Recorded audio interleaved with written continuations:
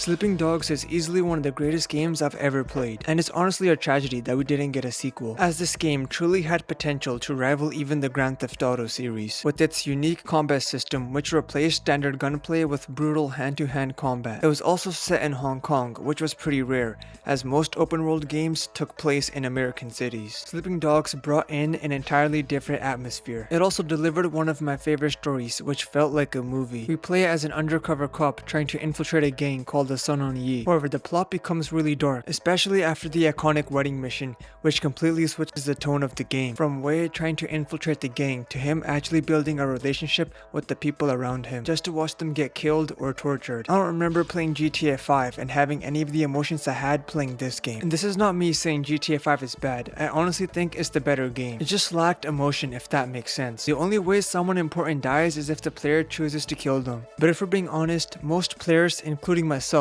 picked Death Wish, which is also considered to be the canon ending. My bad, homie. I picked C.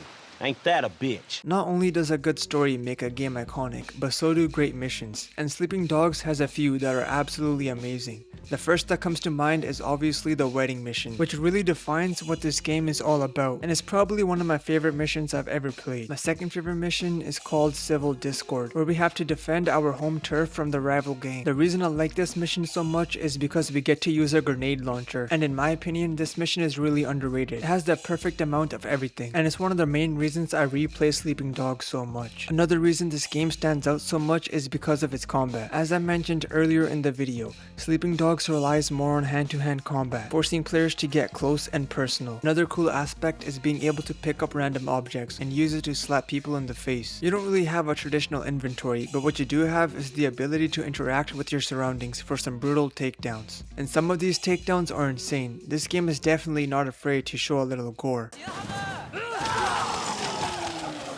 However, the problem most people have with this combat is the gunplay, which I don't understand. I found the gunplay to be pretty fun. Sure, it could have been better, but it's not something I would complain about. If we're gonna complain about something, it should be the annoying hacking missions this game makes us do. Now, the cons I have with this game are pretty small. Like, you need a certain face level to wear some outfits, which is a feature I don't like, because even if I had enough money, I couldn't purchase anything, because the game is forcing me to do side quests. Another thing a lot of players like to complain about is the driving in this game.